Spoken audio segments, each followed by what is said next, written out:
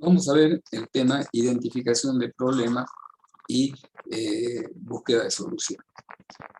En general, las ciencias tienen lo que denominamos un fin práctico. Básicamente, las teorías y las leyes científicas tienden a describir y predecir la realidad. El predecir tiene un fin práctico, y ese fin práctico es resolver problemas de las personas.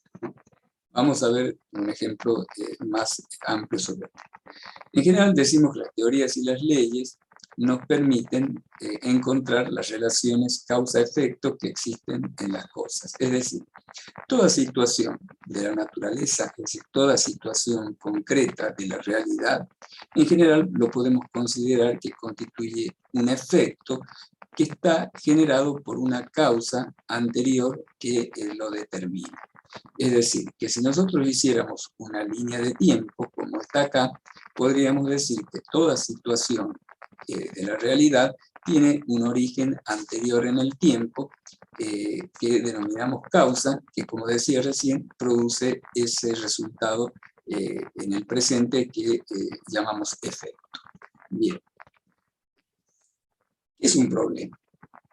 Es algo subjetivo a las personas y a las organizaciones, ¿no? Lo definimos como una situación disfuncional entre lo que es la realidad y lo que nosotros desearíamos que fuera. Por ejemplo, para un médico, la situación cuando tiene un enfermo frente a él constituye una situación disfuncional a su interés como médico. Como profesional, él razonablemente tiende a resolver esa situación, es decir, revertir esa situación de enfermedad. Por lo tanto, eso constituye un problema. Para ello se vale del conocimiento científico y, bueno, todo lo que hay desarrollado en farmacología, por ejemplo, en, bueno, técnicas de diagnóstico primero para identificar el problema, todo lo que son los recursos y los desarrollos en farmacología, en técnicas quirúrgicas en general, todo eso son herramientas de las cuales él se va a valer para revertir esa realidad. Pero tiene que encontrar y conocer esa relación causa-efecto, que por ejemplo se la identifica en este caso en cómo actúan los fármacos, para lo cual hay estudios estadísticos que permiten analizar si son efectivos o no son efectivos, es decir, si de alguna manera pueden ser una causa que genere el efecto que sería el de revertir la situación de salud de la persona.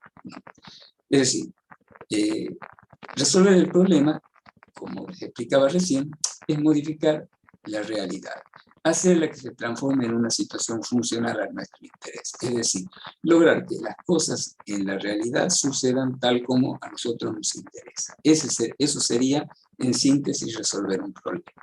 ¿Cómo hacemos para lograr eso? Entendiendo esta dinámica que les expliqué, causa-efecto, en la que suceden las cosas, que es lo que nos permite describir lo que está descrito a través de la ciencia, con ese carácter predictivo de la ciencia que les decía, es decir, tienen que tener la capacidad de predicción para encontrar la relación de causalidad en las cosas.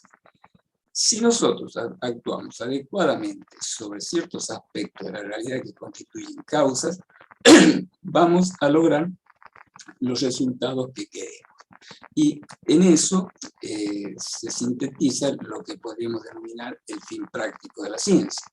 Y, puesto en términos de lo que estábamos explicando, que es resolución de un problema, eso constituye o eso es la resolución de un problema, que por supuesto previamente tuvo que haber sido bien identificado. En el ejemplo del caso del médico, tendríamos que haber tenido un buen diagnóstico para saber a dónde está el problema y a partir de allí poder actuar, ¿cierto?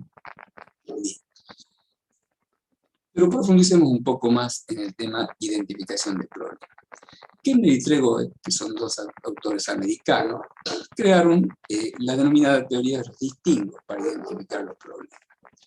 Estudiando casos concretos en empresas, es decir, ellos visitaron empresas y participaron de la actividad que realizan los directivos de las empresas en su accionar diario, y luego de haber recorrido varias empresas y haber tenido esta participación que menciono, advirtieron que en la mayoría de los casos el proceso de la identificación del problema y la toma de decisiones no era clara, y eso generaba errores o generaba distorsiones en lo que sería el análisis y definición de un problema para luego resolverlo.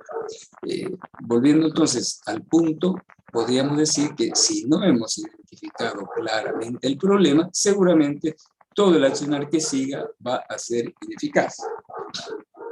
Es decir, básicamente, Kepler y Tregor nos proponen el realizar este proceso, es decir, identificar el problema con esto que sería qué es problema y qué no es. A veces nosotros nos quedamos en qué es problema, y al no marcar esta línea de frontera e identificarlo y separarlo de aquello que no es mi problema, hace que integremos una serie de problemas dentro de nuestra definición de la problemática que tratamos, y eso por supuesto no es bueno, porque en la medida en que no somos específicos en la definición de ese problema, vamos a generar una situación de partida, digamos, de una resolución incorrecta, y vamos a involucrar aspectos que no hacen al problema, que realmente deberíamos identificar tal como menciono, ¿no? Bien, sobre esto también hay un trabajo de Nolan, un americano, que mencionaba que en general, esto ocurría mucho en los directivos, cuando hay un problema existe una etapa de análisis, ¿no es cierto?, que sería esa etapa inicial de determinación del problema. Luego de esa etapa inicial de determinación del problema, se supone que se toman acciones, se toman decisiones que se ponen en práctica, y esa segunda etapa, que sería la puesta en práctica de esas soluciones, que acá está marcada por esta línea punteada, etapa de ejecución de las acciones decididas, normalmente supone una gran cantidad de recursos en personas, acá en el eje de las 100 puestos recursos, y un consumo importante de tiempo. Es decir, si hacemos un poco el perfil de cómo desarrollamos o cómo resolvemos este problema, tenemos una primera etapa de identificación en donde utilizamos pocos recursos y escaso tiempo, y una etapa de puesta en práctica de las soluciones que adoptamos, que supone mucho tiempo y muchos recursos. ¿Qué sucede? Es muy frecuente, y en eso también Kepler y Tregor, de los estudios que hicieron, precisaban esto, que por una mala definición de lo que es el problema, por una mala identificación, luego ponemos en juego una gran cantidad de recursos humanos, horas de hombre, de trabajo, y consumimos una gran cantidad de tiempo mal dirigido, es decir, generamos un modo de acción que no nos lleva a la solución del problema, porque nuestro problema no ha sido identificado. Es decir, está en el origen de todo este proceso esa falencia. Fíjense lo que les marcaba, el hecho de que acá estamos consumiendo pocos recursos humanos, poco tiempo, ¿no es cierto?, y poca cantidad de personas involucradas, y en tanto que en la otra etapa se produce el efecto inverso, muchas personas y mucho tiempo, ¿no es cierto? Ese desbalance que hay, y que a veces no se pondera, hace que no se tenga en cuenta la importancia que tiene esta etapa. En síntesis, y volviendo un poco tanto a la descripción de Kepler y Tregor como a este gráfico de Nolan, menciona la importancia de tener cuidado y de hacer una buena identificación del problema. Esto es un poco como si uno estuviese, por ejemplo, en un barco, en el mar, y tiene que tomar una decisión de un rumbo para irse hacia un objetivo. Si nosotros nos equivocamos o dirigimos no exactamente hacia donde es el rumbo correcto, vamos a consumir recursos, ¿no es cierto?, vamos a gastar combustible, que puede ser un bien escaso en esas circunstancias, y vamos a también gastar tiempo, y además vamos a tener otro problema extra, que pasado ese tiempo me voy a ir alejando del lugar y de la dirección correcta, y vamos a tener que revertir lo andado. Esto, en términos, o comparándolo con el accionar de una organización, debemos tener en cuenta del siguiente modo. Puede ser que nosotros, al identificar y lanzarnos a resolver un problema, si lo hemos hecho mal y nos damos cuenta tardíamente, esa oportunidad en la que nos damos cuenta, podría ser, por ejemplo, acá, del error, puede llevarnos a que ya no estemos en una situación propicia para resolver el problema. Es decir, ha pasado un tiempo que puede haber sido de importancia y que puede tener consecuencias cuando, cuando pretendamos replantearnos el problema, definirlo correctamente y resolverlo. Es decir, ese tiempo pasado puede actuar negativamente. Bien. En general, cuando nosotros vamos a resolver problemas, es conveniente hacer lo que se llama el análisis FODA. Estamos hablando de una organización, ¿cierto? Ese análisis FODA, que son siglas, significa la F, fortalezas, aquellos aspectos que constituyen punto fuerte de la organización. Por ejemplo, pueden ser, depende de cada organización y cada circunstancia, el tener un personal altamente preparado. Se trata, por ejemplo, de un tipo de tarea que requiere personal muy preparado y que normalmente en la competencia no existe ese tipo, digamos, de personal con ese grado de preparación. Eso puede, por ejemplo, significar una fortaleza. O tener una buena posición en el mercado, o tener una buena, digamos, identificación con los clientes, en el sentido que los clientes nos valoren, que tengan un apego, digamos, a nuestros productos. En fin, hay distintas situaciones que pueden constituir fortalezas. En general, en este análisis FODA las tenemos que identificar y detallar.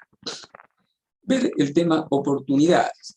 Son situaciones que se dan en un periodo corto de tiempo y que si nosotros las aprovechamos podemos obtener ventaja. Un ejemplo de esto es la pandemia. La pandemia determinó que algún tipo de organizaciones o empresas, por ejemplo, Mercado Libre o Pedidos Ya, constituyó una oportunidad para ellos. Básicamente, estas dos empresas que refiero tuvieron un crecimiento enorme, tuvieron una incorporación muy abrupta de personal, rápidamente se adaptaron e identificaron esta oportunidad, y eso les permitió tener un crecimiento enorme. Y bueno, es un ejemplo de lo que es una situación de aprovechamiento de una oportunidad. Otro ejemplo, yo creo que se lo mencioné en clase, es el caso de la empresa de aviación, Marcel Dassault, que tenía que poner una planta de desarrollo y de mantenimiento de unos componentes del avión que se llaman servocomandos. Son mecanismos de relojería muy precisos y donde se requiere una mano de obra muy especializada. En momentos en que esta empresa, Marcel Dassault, tenía que resolver esta situación, ocurría que la técnica de la relojería había generado la gran modificación de incorporar el reloj de cuarzo, modificando los relojes mecánicos con los mecanismos, digamos, clásicos de los relojes mecánicos que existían anteriormente, y eso en Suiza, que era un gran productor de relojes, había generado una alta cantidad de mano de obra especializada desocupada.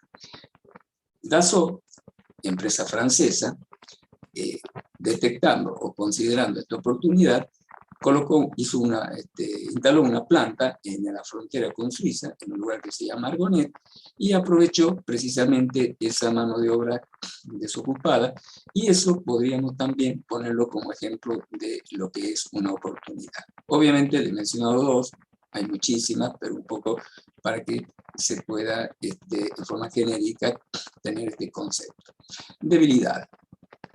Así como existen puntos fuertes en las organizaciones, normalmente tenemos puntos débiles, que pueden ser al revés de aquello que hemos mencionado. Puede suceder que en vez de, por ejemplo, le había mencionado que podíamos como un punto fuerte tener personal altamente preparado o capacitado, podría ser al revés. Puede ser que no tengamos ese personal capacitado y que eso constituya una debilidad, o que no tengamos bien desarrollado nuestro producto producto en el mercado y eso puede constituir una debilidad. Bueno, hay muchas, solamente estos son como ejemplos. Y amenaza. Son aspectos presentes o esperables a futuro que constituyen situaciones que amenazan en nuestros objetivos e incluso, en última instancia, la subsistencia de la organización. Por ejemplo, el detectar un cambio tecnológico y anticiparse es algo importante porque eso constituye una amenaza. Les pongo un ejemplo. En la industria automotriz se calcula que dentro de unos 10 años más o menos, todos los autos van a ser eléctricos y las empresas automotrices están rápidamente tratándose de adaptar a esa realidad. El hecho de no adaptarse constituye una amenaza, porque no van a tener subsistencia en el futuro. También otras circunstancias, por ejemplo, cuando en los videoclubs, cuando ingresó Blockbuster al país, todos los videoclubs pequeños prácticamente desaparecieron. Y bueno, eso también constituye una amenaza. Bueno, algunos se dieron cuenta a tiempo, pudieron vender esas organizaciones y sacar algún rédito, pero bueno. Y fíjense cómo son las cosas. En el tiempo, Blockbuster también llegó un momento en que el video desapareció porque el uso de plataformas en Internet lo sustituyó. Y bueno, eso constituye una amenaza sobre para Blockbuster. Supongo lo habrá descubierto a tiempo. La cuestión es que terminó desapareciendo. Bueno, ahora veamos análisis alfa de las alternativas desarrolladas. Cuando nosotros tenemos un problema, decimos que realizamos el desarrollo de alternativas. Las alternativas son propuestas que nosotros desarrollamos. Nosotros, me refiero a la misma organización, quienes son conocedores del problema, son los que tienen que desarrollar las alternativas, que son opciones de solución que posteriormente van a elegir la mejor para resolver el problema. Ahora bien, en ese proceso, nosotros tenemos lo que denominamos análisis alfa de esas alternativas desarrolladas. Ese análisis alfa supone siglas: aptitud, factibilidad y aceptabilidad. Aptitud se analiza si la alternativa propuesta realmente resuelve el problema. Yo les he puesto un ejemplo de que el caso de que estemos, por ejemplo, en Buenos Aires, día a la tarde, y que tengamos una reunión en Córdoba al otro día por una propuesta laboral. Supongamos que nos tenemos que desplazar hacia Córdoba y elegimos como opción para resolver ese problema la opción irnos en auto, irnos en tren, irnos en avión e irnos, por ejemplo, en bicicleta, ¿no es cierto? Cuando hacemos el análisis de aptitud de esas opciones, vemos que la bicicleta no es apta porque no nos permite llegar a tiempo. Supongamos que la reunión sea al otro día a las 8 de la mañana, en una bicicleta no vamos a poder trasladarnos y llegar en horario. Por lo tanto, como solución, no resuelve el problema y por lo tanto tiene que ser descartada. Eso significa que es descartarla en su aptitud. Puede también suceder que el caso del tren, supongamos que llega muy marginal en su horario y que normalmente tiene retraso, también podríamos descartarlo por no considerarlo apto, ¿no es cierto? Y nos quedarían las opciones de colectivo, de auto y de avión. Vamos a hacer un análisis a posteriori entonces de la factibilidad. Supongamos que el auto que nosotros tenemos, lo tenemos en el taller y que no tenemos quien nos preste un auto, de tal manera que la alternativa auto nos transforma en una alternativa irrealizable, por lo tanto no es una alternativa factible y la tenemos que descartar, obviamente. Entonces, luego de haber analizado la aptitud y la factibilidad, descartando las que ya mencioné, nos quedan finalmente la alternativa avión o colectivo. Y aquí vamos a hacer la última etapa, que es el análisis de aceptabilidad. En el análisis de aceptabilidad se realiza un análisis costo-beneficio, es decir, cuánto nos cuesta la decisión, esa la